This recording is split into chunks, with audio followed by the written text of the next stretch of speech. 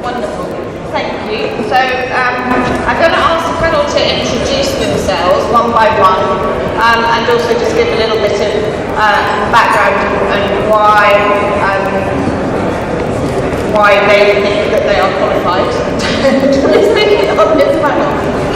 So I think we'll start with you, Dave. Thank you very much. Good afternoon, everybody. My name is David Jackson, and I lead both the contact command and control for the Met Police here in London, and I'm also the senior responsible owner for transforming the contact centre of the future. Hi, I'm Francis Bacon. I'm Assistant Director of Digital Services at Samaritans. I'm helping to introduce a set of changes at Samaritans, including things like a new web chat as a way for people in distress to get in touch and receive support from the volunteer. I'm Sonia Patel. I'm in fact the CIO, Chief Information Officer for two trusts not far from here, which is London North West Healthcare University Trust, which is a mouthful, and also the Hillingdon Hospital Foundation Trust, which covers broadly 5 hospitals with 3 POP sites, and also community services for a workforce of over 15,000. Clearly, my aim is to raise the digital agenda across both trusts in collaboration with some of our sustainability and transformation partners across North West London through the implementation of an EPR, but also alongside that encourage innovation where possible. Hi, I'm Edgar. I'm Head of Design at NHS Digital. So my role looks across all of the different services that NHS Digital provides for patients and the public, and also for those used by professionals, whether clinicians, administrators. I'm here to help make the service better for everyone. I'm really pleased to see some of our designers' work now really making a difference in the emergency care space, particularly service design, interaction design, making things better with our user research and user needs. Wonderful, thank you. And in some of the notes that we were sharing earlier, we were looking at some of the things that are keeping you guys awake at night.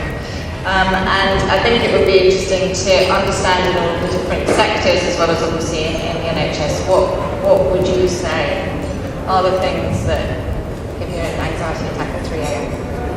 Where do I start? So I think, really, particularly when you look at my particular discipline of policing, I look at the way in which we do things, and the lion's share of the way we do things, we were doing them during the era of the horse-drawn cart.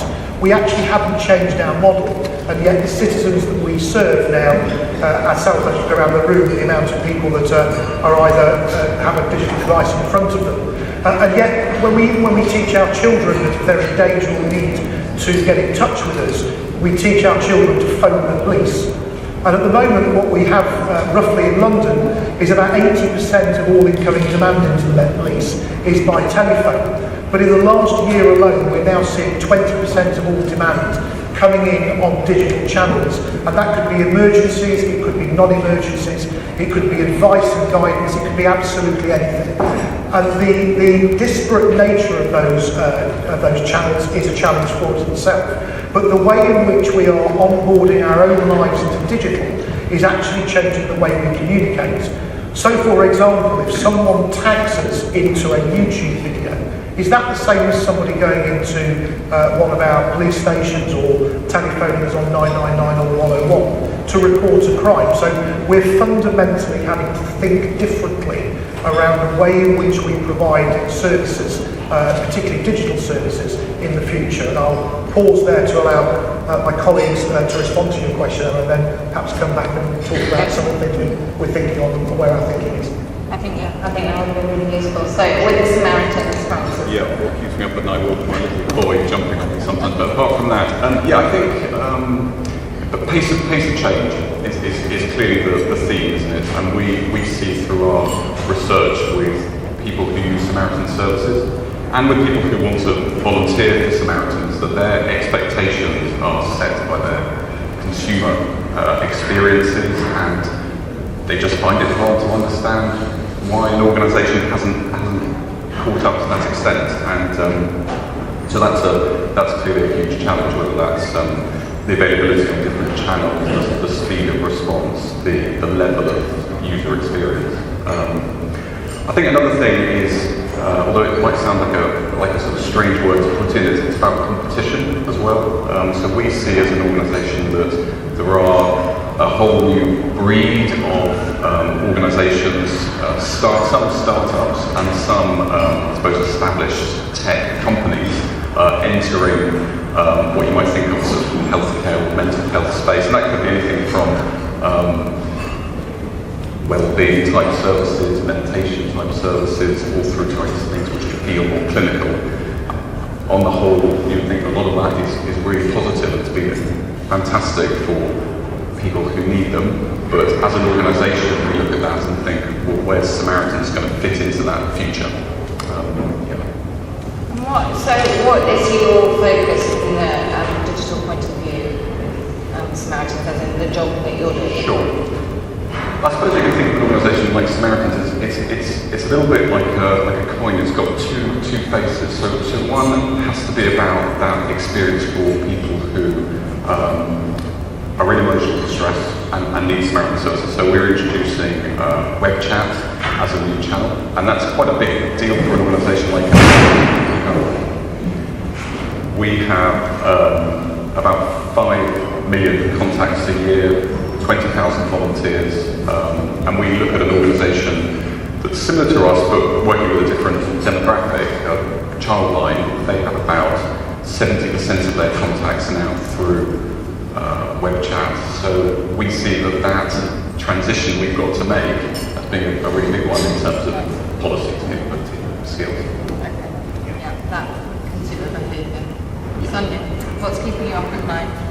Probably 3 things. So from a citizen point of view, being able to keep up with the level of expectation that we have in our personal lives in terms of being able to use technology for banking, and contending with having to move from where we are now in terms of the legacy systems and also encourage innovation as well. So that's a kind of tricky balance to get right. Secondly is actually infrastructure. So the networks of boxes, actually those do keep me up at night because we need to ensure that we've got resilient infrastructure for predominantly we have 3 hot A&E sites, one of the largest A&E sites in the country. So that does keep me up at night if the networks go down. And thirdly, which is, we hear a lot about it, but cybersecurity, it's real, it's very real, and organisationally that across both trusts is probably one of my major keep me up at night, are we safe, are we secure? Because kind of knowing the price on the black market that a personal medical health record is anything from £600 to $1,000, and currently we serve over 1.2 million patients or citizens across those 5 trusts. That's quite daunting. So that's certainly one of my bigger ones in terms of all 3 things that might keep me up at night. Wow. Matt? So as the design guy on the team, we never have a pixel emergency in the middle of the night. Very privileged that when I talk to people who are on call and literally have to deal with things that happen in the middle of the night. But the thing that I worry about the most, I suppose, is that we've got this massive rise in expectations of what people want from our service and our system and the way it's delivered because of rising expectations of digital in everyone else's life. We've got this massive change on the horizon in terms of personalised medicine, artificial intelligence, genomics, a sort of tsunami of data coming our way. But at the same time, a lot of the real basic stuff that we rely on to get stuff done is broken. So a former colleague told us a week or 2 ago that he had not been informed of a test which had diagnosed him with type 2 diabetes for a year because the test result was hidden by a scroll bar on a screen on his GP practice's computer. He found out because they bought a bigger monitor. And I'm convinced that throughout the system there is failure like that going on every day, and that should be keeping us awake at night. The little things that clinicians have said today about too many drop downs, too too much information. Those are basic design problems that are fixable, that, you know, the computer in your pocket, your iPhone or your Android phone, people have solved some of those problems, but we've not solved them in the systems that we give to our staff. We're also in danger, as we go more directly to consumers, of inflicting those same systems on patients and the public. So, for me, it's that worry that we will rush too quickly to the new shiny things without first getting some of those basics right. And we've got to do both. Of course, we need the innovation, but we will not have firm foundations for the innovation unless we address some of these basic user experience quality issues. Okay. Yeah, I think it's going. I think that this morning we've seen a lot of the evidence of that. It's keeping up.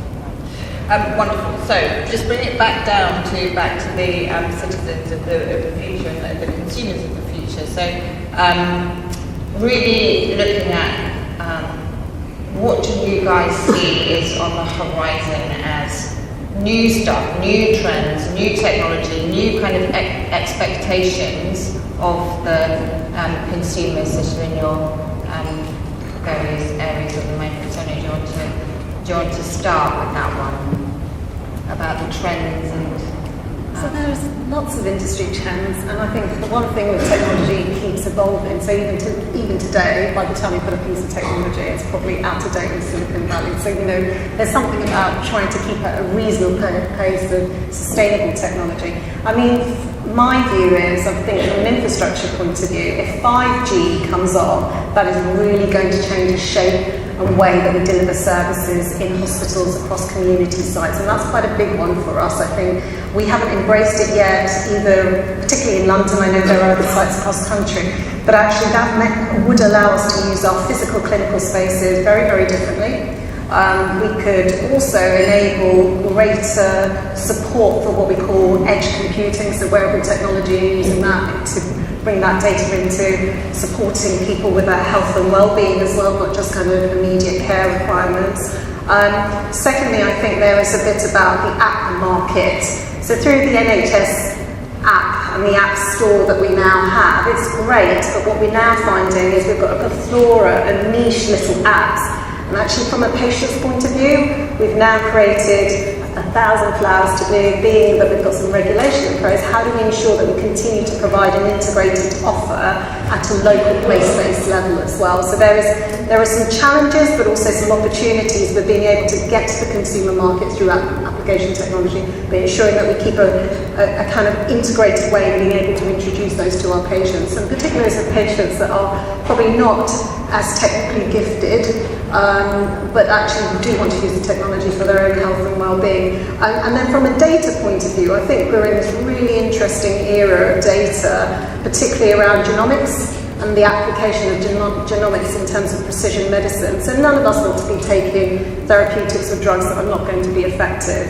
We don't, and actually cost the NHS quite a lot of money as well. So actually, the more we start exposing that data that is now becoming available, the more we can do with it in terms of actually improving the efficiency of care and effectiveness of medicine locally. I think looking forward to the future, probably three things really for my industry that has read across.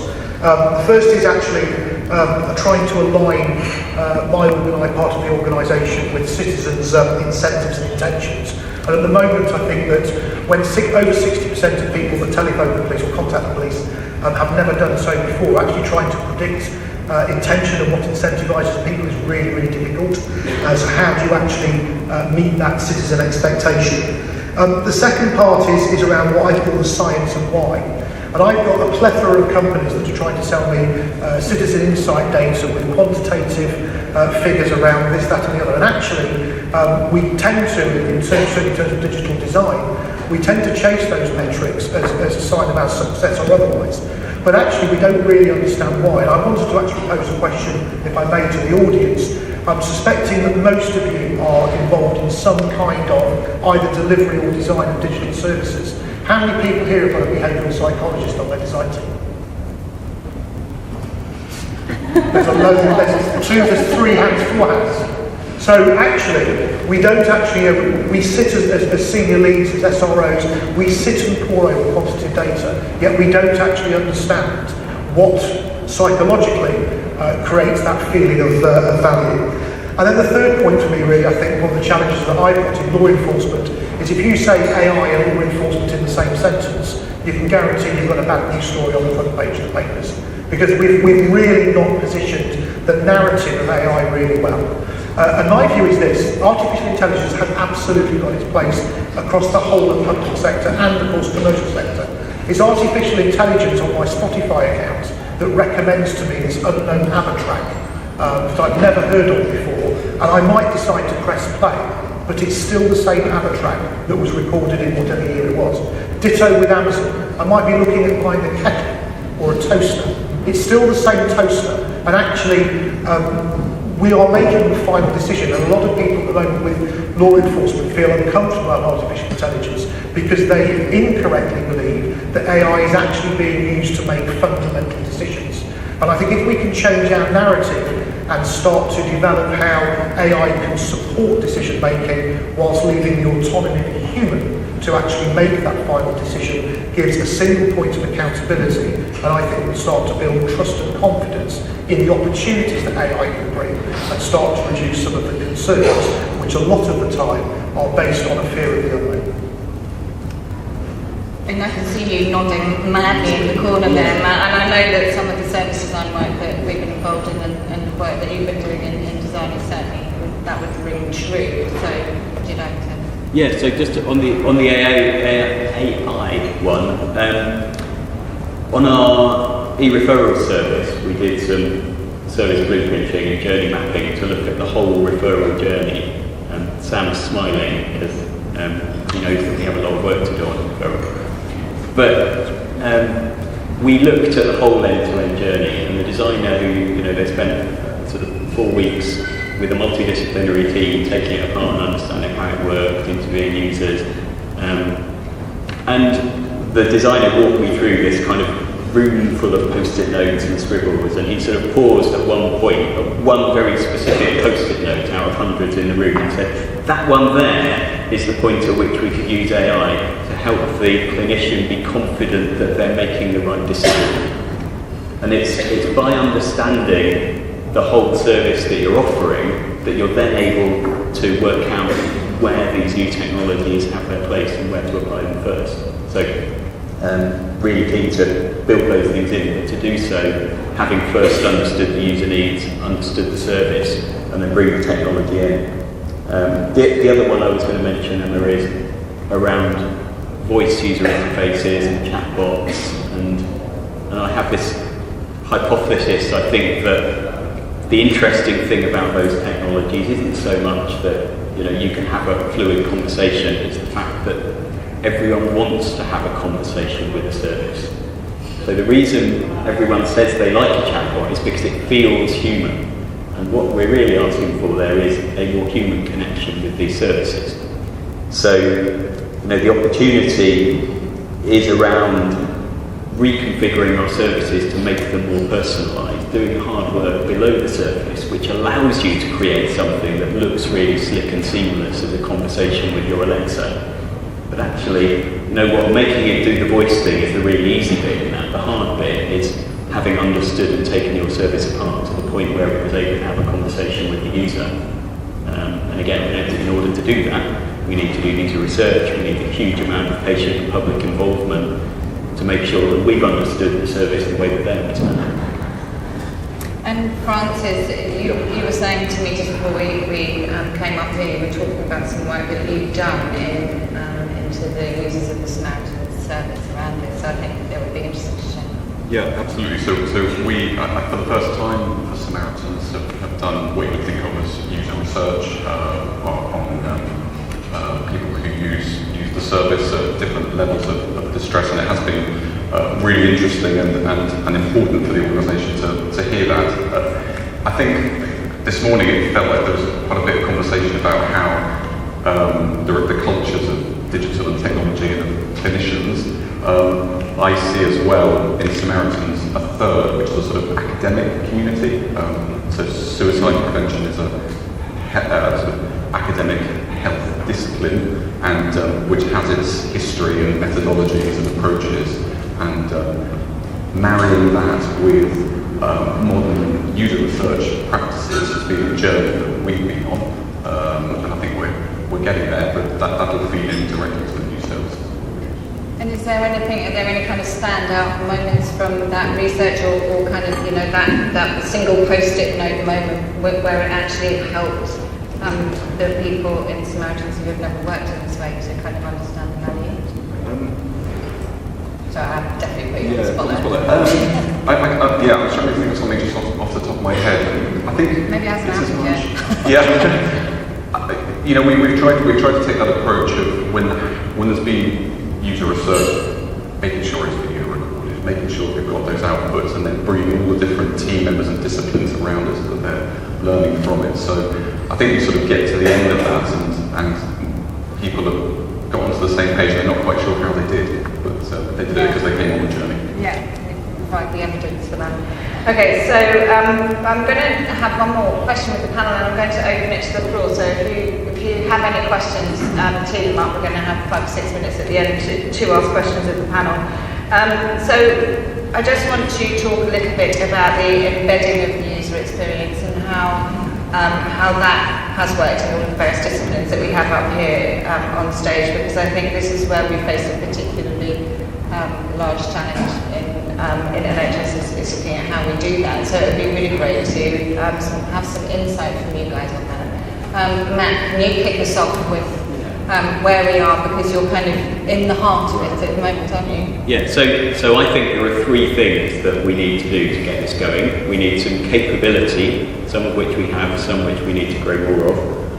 We need real clarity about where the bar is and what it is that we're trying to do. And then we need to give some teams the freedom to act, to take risks, to experiment, to create things that will make things better. So in terms of the capability, it's having professional designers, user researchers, product managers working embedded in teams, not just in the national organisations, but also out there in the STBs, ICSs, whatever level in the localities is the right place to make those decisions. It's getting those skills in the right places. Because I do think, given the scale and complexity of what we're trying to do, this is not a place for amateurs. We need the enlightened clinician who has a good idea is a starting point, but in order to turn something into a service that works, we need professional service designers. So there's capability building. The clarity, I think we're starting to get. I hope today you've seen some moments of clarity when some of those slides go up from NHSX, from Hadley, from Terence. We've got a strategy now, so let's deliver on it in terms of focusing on user needs and all the things that it takes to get a good user experience. And then for me, that freedom to act bit, what I found really refreshing about the current Secretary of State's approach is that framing the outcomes, talk about problems that he sees, but then put trust in teams, in multidisciplinary teams, to come up with a solution to try things out. Because we know that medicine thrives on experiment, and actually so does design. So I think there's this meeting of minds that we can create now around really testing and learning and creating hypotheses and seeing what works, that could bring the clinical world and design worlds together and make the NHS genuinely world leading in solving these problems that, let's face it, the whole world has as well. And how she's developed that service using exactly that principle. So I think it would be good, after this panel for us to kind of see that working through. But you said you were going to come back to have a conversation. I wonder if this is the right time. Yeah, no, thank you. I think really it's just around, certainly at the point of first contact when citizens actually first connect with our services, it's just really understanding, first of all, the speed of the diversity of change in this space. So we've gone from telephones up until about the fixed line phones up until about 1995. Mobile, of course, then mobilised voice communications. We've then seen the rise of messaging very quickly, and then a myriad of online services. And I wonder, really, and sometimes question, what is our agility and speed to be able to respond to those changes, in which the way the public are communicating when we're bound by various long-standing financial and procurement agreements, etc. The second part, I think, is really back to the point I just made, which was actually really understanding what actually intentionally incentivises citizens to be able to deliver that great service. In London, my 999 operators are trying to deal with over 6 million calls a year, and they try and do that within just over 6 minutes per call, which is not a great time when, let's be honest, most people don't phone the emergency services with good news. So it's how do we really manage to maximise that reassurance piece that help is on its way, but also insulate the people that actually work in our emergency control rooms across all of the emergency services, because it is pretty tough answering 999 calls, regardless of whether you're in an ambulance trust, the police or fire. So how do we insulate our employees and give them a great experience as well? And then finally, I think really, as I said before, it's just really understanding, back to Matt's point, it's deconstructing your service offer. And sometimes I think actually it's not actually even going back to deconstructing your service offer and digitising it. One of the early things that we did in policing was make the ability to be able to report a road traffic collision online. Now, if I was out on patrol at the moment, I would have a 46-page booklet in my back pocket to report a road traffic collision, and what we did was actually converted that to a 17-screen web form and handed the pen to the member of the public to fill in. Now that for me is not transformation, it's digitisation. So I think my final point is just to reflect on the Kodak experience. But what I mean by the Kodak experience, Kodak, as I'm sure many people will know, were a huge player in the chemical photography and film industry. And it's quite a well-studied case. They saw the rise of digital photography and digital imagery, but didn't, for whatever reason, and there's all sorts of reasons why, couldn't cannibalise their company and rebirth it quickly enough to actually take advantage of the rise of digital photography. And I wonder if, with this, certainly in certain parts of the public sector, I don't know at all, are we actually brave enough to really start to rebuild our service offer with digital as an absolute core layer that goes straight through the middle, and actually start the service offer on digital? Because within 3 or 5 years, the world of virtual and more so augmented reality is going to be a reality. And how do we keep, I mean, certainly policing, how do we keep people who are living part of their life in the real world and part of their life in the augmented reality world, how do we keep people safe, secure and free from harm? That's one of the challenges now that we're thinking of as we go forward. I think that would be one that would be leaving me up at night, so that much. Most people safe in augmented reality. So I think it would be interesting to understand the challenges in Samaritans in the way that you're set up, about how you would be able to embed that kind of change that citizens expect to be changed. I appreciate you're kind of like early in your discovery, but it would be good to hear. Yeah, so just briefly, Samaritans is 20,000 volunteers, some incredible people who are putting in those shifts, all night and all day, every day of the year. And they work out of 200 branches around the country, and about 2/3 of those branches are actually independent charities as well, so they're independently constituted, so there's a relationship between the centre and the federated bodies there.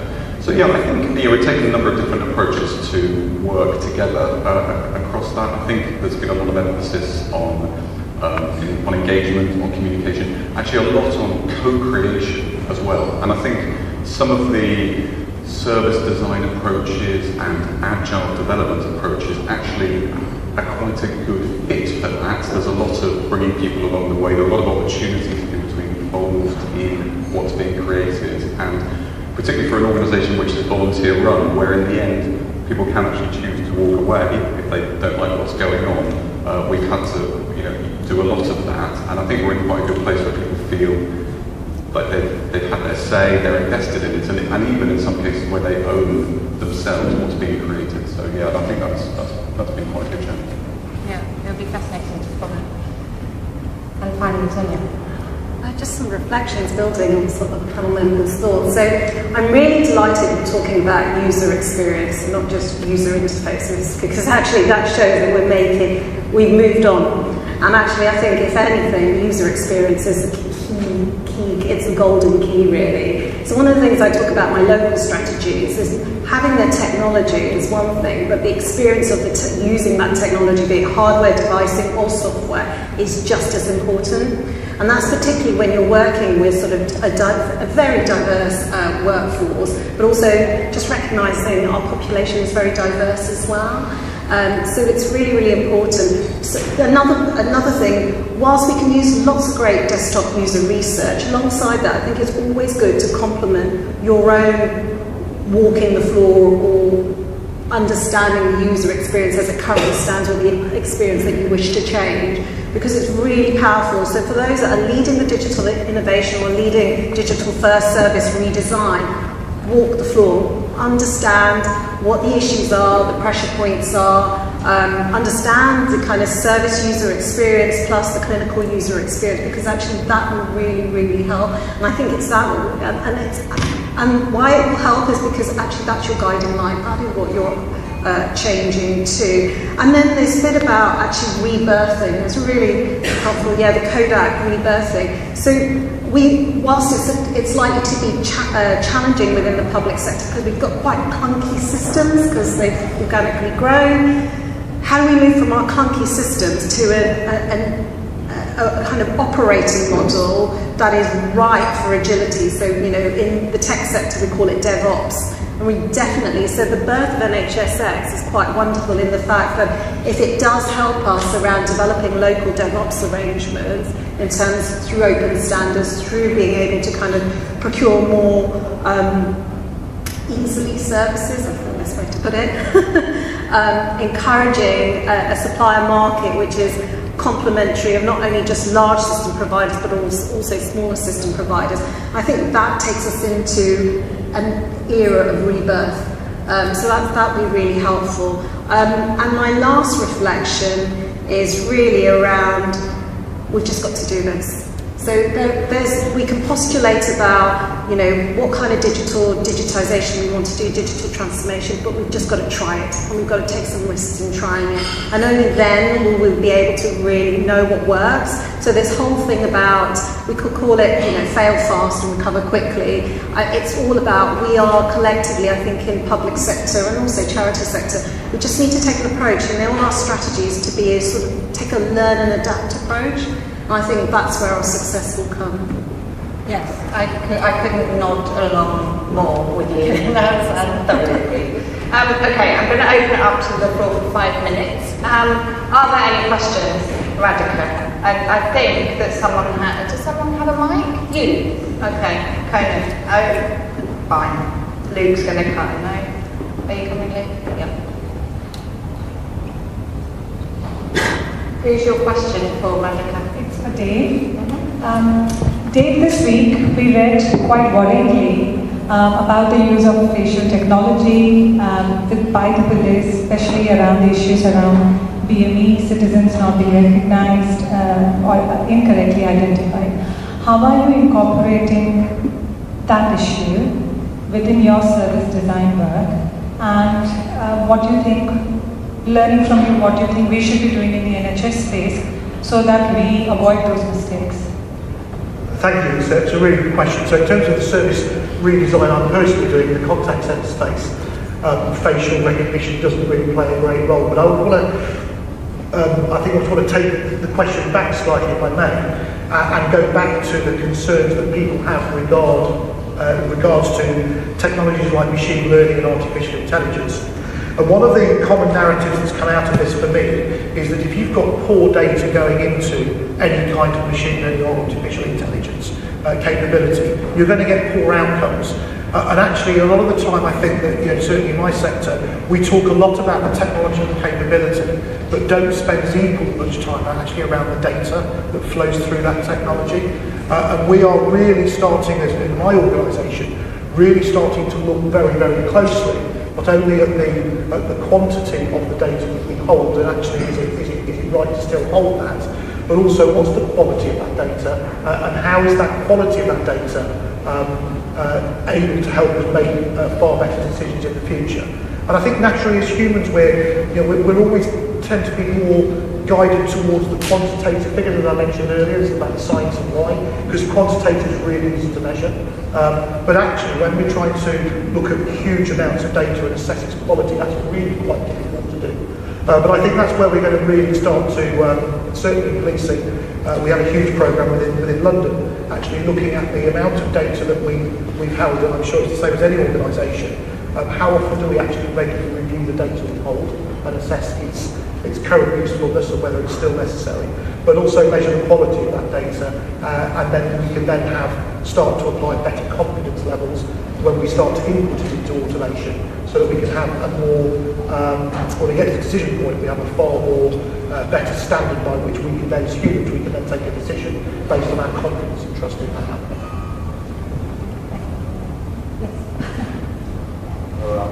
Who's your question for? It's for the whole panel, actually. Oh, okay. I'm now CIO of Metropolitan Health. I just want to pick Read up. the last question, unless anybody has anything burning. I just want to pick up on a point that Emma made and Sonia made as well, around how you get the people that you're trying to work with to transform. Quick example, my emergency department at Whittington Health really wants to go digital. They didn't really know what it meant for them. And we took them to some colleagues in Nottingham who had done a large part of the work already. And that day was transformational in their journey. They started to understand what could fall into place, how they could adapt technology to meet their needs and work for them. And I guess it's a practical manifestation of the user design work. The question for the panel is, have you had some moments that you could share with the audience where you've maybe taken a team that you've been struggling with their journey and have really changed their minds that we could all learn from? I'll start with you. That's a great question. That's a really good question. I think where to start with You've that been one. thinking of that all morning, right? Right. So I can talk about the journey that we're on as NHS Digital. I think as an organisation that's been historically very data-driven, and we have, as NHS Digital, it's an amazing place to work because we've got clinicians, we've got technical architects, we've got data experts, and that's brilliant because you get in a room and you've got 5 different very strong professional skill sets in the room, but it's also really frustrating because you've got 5 different professional ways of thinking about the world in the room. And now we're bringing design into the room as well, and user research and different ways of thinking about what users need. So I think what I hope I've been able to do in the work in my own organisation, I hope it's something that we can do as we scale out, is be respectful of what it is that each person in that team brings to the table. It's thinking about how can we make sure that we've, as a collective, fully understood our users and the people that we're making these services for, whether they're clinician users, administrators, patients and the public directly. Getting everybody centred on the outcome, on the user, and then working together as a multidisciplinary team to bring all of their different perspectives, the clinical perspective, the technical perspective, the design perspective together. And that's where I see real wins. And when someone's worked in that multidisciplinary team and been in a team, particularly working in an agile, user-centred way where they can really rapidly respond to user needs, they never want to go back. If you've been to a team that's quite negative about IT, because everything they've had before was a system that was imposed on them, and they tell you all the things that are wrong with it, and you go back 2 weeks later and say, hey, we haven't done everything, but that thing you told us about, we've changed it. And suddenly that's the penny dropping moment. It's like, now we're on the same side together. You're not just complaining to us, you're helping us shape the product. And that's the point that we need to get to with teams throughout the National Health Service. I think really for me it's again just taking on the point I've just responded to the colleague over there around trusted data. I think that what we have a real opportunity around, and I appreciate that NHS is pretty well connected data-wise, and other parts of the public sector are. but it actually it's closing that gap between the user and the data. And for me, there's a real opportunity around visualising that in a way that's easy to understand, to enable that great decision making. We've got a whole legacy in my organisation of data in different silos, so the user experience is not great because you've got to go and check multiple systems, which then of course decreases the trust in IT generally as a brand. Bringing that together forward is, and visualising that in a really great way that helps that decision making going forward is certainly a key part of that strategy. Thank you. Digital is enabling a new future of work, and I think you can paint a picture as well of this kind of long arc from people having jobs which are a bit in boxes sometimes, and a bit computer says this, and a bit I'm allowed to do this, and a bit I have to sit here, to one in which they are more invited into the workplace to share their talents and skills and contribute and work together in new ways. And I think there is a shift in mindset at the heart of that about what people can offer. And so I think to the original question, I would probably say the question is how to go through this transformation journey, going to where people are, building on the talents they have, inviting them into the conversation, not doing it to them, but working alongside them, and in fact having them in the lead. Yeah, it's a common thing. Just close it on. Thank you, Leo. I'll pay you back later for that question. So, just building, I think, on colleagues again, because I think, it's really around having a belief.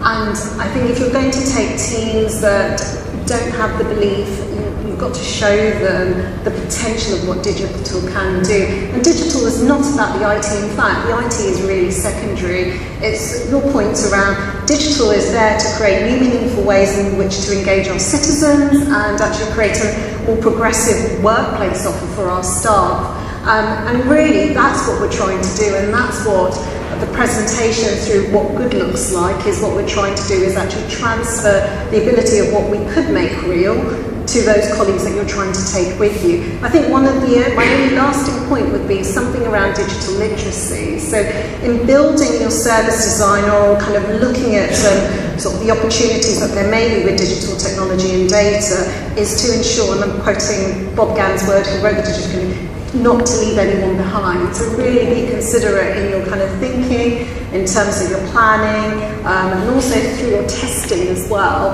that actually you're considering the diversity of the groups that you're working with. So yeah. It seems like there was a common theme amongst everybody up on the stage, which is great. Everybody's finally agreeing with each other. No LBC moments here. Right, we are going to move on to Debbie now. So if you'd like to join me in thanking the panel very much.